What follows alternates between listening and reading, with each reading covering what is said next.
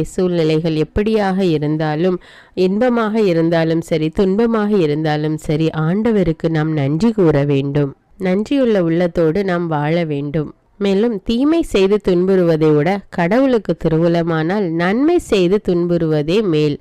பாவிகளால் நமக்கு உண்டான எந்த தீர்ப்பையும் மன உறுதியோடு தாங்கி கொண்ட இயேசுவை எண்ணி பாருங்கள் என்று விவிலியம் நம்மை அழைக்கிறது. நாம் நன்மை செய்வதனால் நமக்கு எந்த துன்பம் வந்தாலும் அதை நாம் மன உறுதியோடு ஏற்றுக்கொள்ள வேண்டும். அப்பொழுது நாம் கடவுளுக்கு உகந்த மக்களாக வாழ்கிறோம். அன்பின் பரலோக பிதாவே, இதோ இந்த காலை வேளையிலே உம்மை நோக்கி கூப்பிடுகிறோம் அப்பா. உம்மை போற்றுகிறோம், உம்மை புகழ்கிறோம், உம்மை ஆராதிக்கிறோம் ராஜா. இந்த புதிய நாளை எங்களுக்கு கொடுத்திருக்கிற கிருபைக்காக நன்றி ராஜா.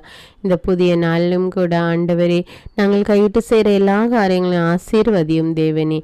எங்களுடைய பிரயாணங்களை ஆசீர்வதியும் ராஜா. எங்களுடைய போக்கையும் வரத்தையும் பாதுகாத்து கொள்ளும் தேவனே. எங்களுடைய குடும்பத்தில் உள்ள பெற்றோர்